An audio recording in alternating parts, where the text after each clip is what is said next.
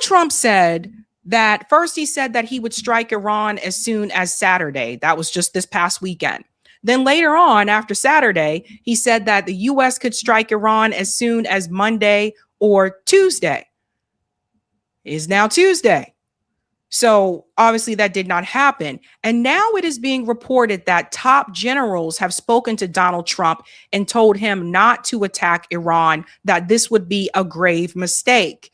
And also, I think with a little bit of help from divine intervention, it appears that the military ships are having a problem of their own, which is quite laughable, and we'll show you as well. But let's go ahead and get into this part here. Donald Trump is pushing back, saying they didn't tell me not to attack, but that is apparently what the generals are saying. Listen to this. Welcome back in here to Live Now from Fox. I am Andy Mack. President Donald Trump here on the eve of the State of the Union, also focusing on foreign affairs as President Trump is mulling his options with Iran, as an American military buildup over the past month means that the U.S. now has an expansive naval and air presence across the Middle East. The two sides still appear far apart in terms of diplomacy, but new reporting right now from Axios, as you can see, Barack Ravid saying the Joint Chiefs Chairman, General Dan Kane, told the President Trump and top officials that the military campaign against Iran could carry significant risk, in particular the possibility of entanglement in a prolonged conflict. Obviously concerned about that. So we'll pause here. So as you can see, right? So the biggest concern that the top generals have is that they said that this is not something that the U.S. would be able to sustain. And then also, like, a prolonged conflict with Iran would be absolutely disastrous. So now you're starting to hear other generals speak out against the U.S. attacking Iran. So now Donald Trump is pushing back on this, and he's like, no, nobody said this. He wants to still attack them anyway. But anytime you have the top generals saying this is going to be a bad idea, you should probably listen to them. Let's go on more here. President Trump responding to this on social media is talking about these numerous stories, saying General Kane, like all of us, would not like to see a war, but if a decision is made on going against Iran at a military level, it is an opinion that will be something easily won. He knows Iran well in that he is in charge of Midnight Hammer, the attack on the Iranian nuclear development. So we're going to continue to follow this here on Live Now from Fox. Let's bring into the conversation co-director of the Future Security Initiative, Daniel Rothenberg. Thank you so much for joining us here on Live Now from Fox. And tensions continue to rise there in the Middle East, and they're saying diplomacy comes first, but is a strike, is expansion, is escalation obviously inevitable at this point? Well, thanks so much for having me. You know, escalation is always the great fear when we have a big military buildup like this. We don't know where things are going. There's no way to be sure, but let's hope that what we don't see is some sort of major move that it goes out of control. That's certainly possible. I would say. I just want to add this too. The host, not this guy, but the host, he needs to fix his audio. His voice always sounds kind of muffled, and you can tell the difference between when this guy is talking and when the host is talking. On the positive side, we've heard from Donald Trump a disinterest, not a fear of getting involved in endless wars. But maybe the other big lesson from the post-9/11 wars that isn't clear is explaining to the American public what is the purpose of this military buildup. What's the purpose of any possible strike? Yeah. What's the purpose of any of these things, right? Let's fast forward a little bit here because you know how YouTube can get with those types of things. I do want to show you the map here. Right here. These are the naval assets in the Middle East. So you guys can see, yeah, obviously they're surrounding Iran at this point. I mean, this is wild. Look at this. The U.S. Bulkley, the Roosevelt, the Delbert D. Black, the McFall, the Mitcher, the Michael Murphy, like the USS Abraham. Look at all. I could read them all. And here's the Strait of Hormuz. And here's Iran. You see all these ships here, right here in the Middle East? This is crazy. Obviously, there is not a deal in place. Two sides still far apart in that nuclear development. What are exactly the options for President Trump? You mentioned potentially a singular strike as there's risk of prolonged entanglement. What are the options on the table for the president right now? Well, I suppose all of the options are available. It's a huge military buildup. We don't know where it's going. We could look at some previous actions in the region. There was the attack on the Iranian nuclear installations. That was a one-off attack. It had preliminary efforts to dismantle the ability of Iran to respond to attack, right? But think of the not much attention is put on the Trump policy against the Houthis. That cost almost $1 billion from March. Yeah, and we can't show everything here, but you guys get the gist of it, right? So you see what's happening. Now, I'll be honest with you. The reality is, if there was no profit in war, we probably wouldn't have any wars. But there's a lot of money to be made here for weapon manufacturers, the military industrial complex. They make a lot of money when the United States goes to war, or any country goes to war, and the West needs weapons supplied. And that's pretty much what this is really about. There's a lot of money to be made there. But if it wasn't a profitable thing, we would be closer and closer towards peace. And I mean, like, world peace, real peace, not the peace that Trump talks about where they're still attacking people, because that's not peace, right? Now, I asked this question, can you teach an old dog new tricks? Apparently, no. Because people tried that with Donald Trump when he was running for president, and they said, promise us you'll put a stop to the wars. And what did Donald Trump say? Yes, absolutely. I'm going to end it. I'm going to end the war with Russia and Ukraine on day one. Oh, I know it's a travesty what's happening there between Israel and Gaza. We're going to stop it. We're going to stop. That's all going to stop. Then he goes on and he escalates things with Venezuela. They're bombing ships in the Caribbean still, by the way. It's kind of gone under the radar with all the tension on the Epstein files, but they're still bombing ships in the Caribbean. They kidnapped Maduro because of drug issues, but then they pardoned Juan Hernandez, who was a known drug trafficker. It's all over the place. Now they want to go fight Iran. They gave different reasons for this. First, it was the protests, and then we told you those protests were infiltrated and there were Mossad agents there to escalate. And then they say, well, it's because they're building a nuclear weapon, which I've heard my whole entire life. The point is, they've gotten to the point where they don't even really need a reason. They just want them gone. They want new regime there, and then they're possibly talking about attacking Cuba. So apparently, no, you can't teach an old dog new tricks, but sometimes there is a thing called divine intervention. And that's apparently what happened here, because a U.S. strike on Iran faces a toilet crisis aboard the USS Gerald R. Ford, with too few working bathrooms for 4,600 sailors, 45-minute lines, and a system that cannot be fixed at sea. Look at God. Here we go. The planned US attack on Iran has a hitch. Most of the bomb targeting crew are busy queuing for toilets on the lead vessel, the USS Gerald R. Ford.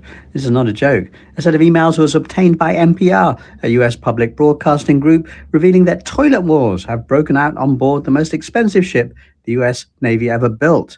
And the Wall Street Journal followed up to confirm the tale today. TLDR summary: there are too few functioning toilets for 4,600 sailors, and the problem is worsening daily. Problem 1, design planners screwed up by including too few toilets for 4,000 plus sailors, leading to 45-minute queues on a daily basis. Problem 2, engineers screwed up by installing a fragile vacuum system in which a single valve breakdown on one toilet can stop all the toilets in an entire department functioning.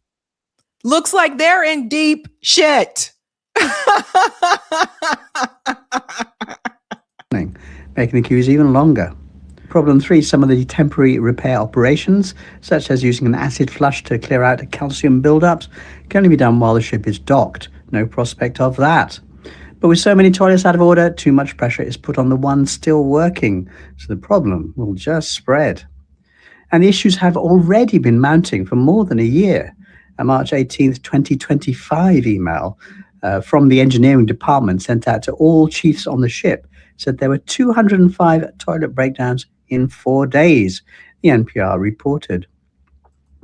Now, the ship is at the heart of US overseas attack operations, working for months in waters near Venezuela to support the abduction of the country's president and the seizing of ships carrying oil to customers around the world.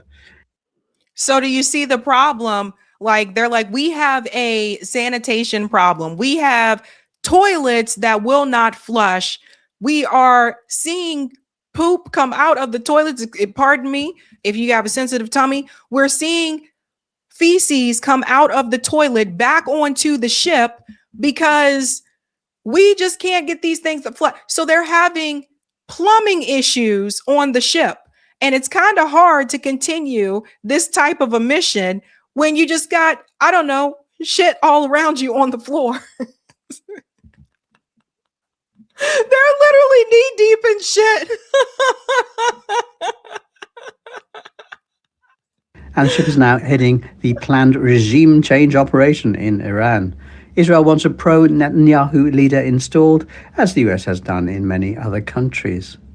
But how can they attack Iran while staff are queuing for the loo? I love the way he said it. He said the loo. One result of all this is a war of words between sailors and onboard sewage staff called hull technicians, or HTs. One sewage engineering chief complained that sailors put all sorts of problematic material down the toilets. Even T-shirts were found clogging the pipes. Our sewage system is being mistreated and destroyed by sailors on a daily basis. My HTs are currently working 19 hours a day right now, trying to keep up with the demand. The US taxpayer spent $13 billion on this ship. So that's the really important part. Aside from the poop, 13 million from US taxpayers. And I think here's the thing. I think it was like a couple months ago, there were a couple of people that were saying that there should be like a tax strike or a tax boycott or whatever, which I would be all in favor for, because I don't remember saying that I wanted to pay for this. So like our tax dollars are going to support something that a lot of people just don't support. Like the whole pro-war movement is not what it used to be. Like more people have become anti-war, right? But that part, that's tax dollars. On the plus side, it'd be delightful if the carrier's desperate lack of functioning toilets caused the attack on Iran to be cancelled or postponed. All because of poo. And then the other thing, I'll show you another one here. I'm sorry. I just think it's hilarious because karma is, and I shared it on Twitter and I said, oh shit.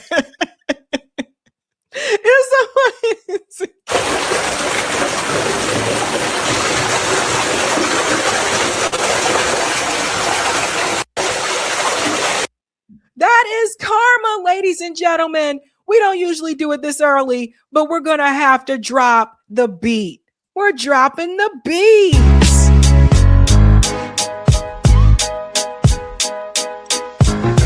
Hey, dance with me. Dance with me. Drop the beat. In the street. Woo! That is what we call divine intervention. Because who would have predicted of all things that would have happened? It's like someone's trying to tell you, this is not a good idea. Leave this alone. That's what it seems like, right? Now, we talked about nuclear weapons. One of the things that was leaked back in 2016, this was reported. Shout out to a left-wing account says, remember, both parties have always known Israel, not Iran, is the rogue state with a secret nuclear arsenal. And I don't know why this is so big over here now. That maybe because I need to do like this. There we go. See this? In leaked emails, Colin Powell says Israel has 200 nukes. That was reported September 2016. You see that? Now, Many of you may be wondering, so what is going to happen now? So obviously the ships and the toilet situation is obviously putting a wrench into things. But as of Tuesday afternoon, Donald Trump apparently is still trying to make this strike on Iran happen. And I think we're starting to see that because of this response here from Chuck Schumer coming out of that meeting. Shout out to Hotspot for this here. Senate Minority Leader Chuck Schumer, after the classified Gang of 8 briefing on Iran. Look at what he says here. This is serious, and the administration has to make its case to the American people. This is serious, and the administration has to make its case to the American people. This is serious, and the administration has to make its case to the American people. So he is saying that it's serious. And so this goes to show you that they're still trying to make this happen. They still want this strike on Iran to happen. But I thought it was interesting that he said that the Trump administration has to make their case to the American people, because they all know the majority of Americans are against a war with Iran.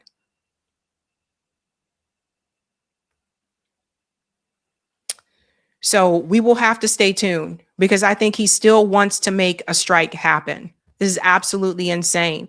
Can you teach an old dog new tricks when it comes to war? Apparently not. Apparently not, especially if they're bought off. But shout out to Divine Intervention.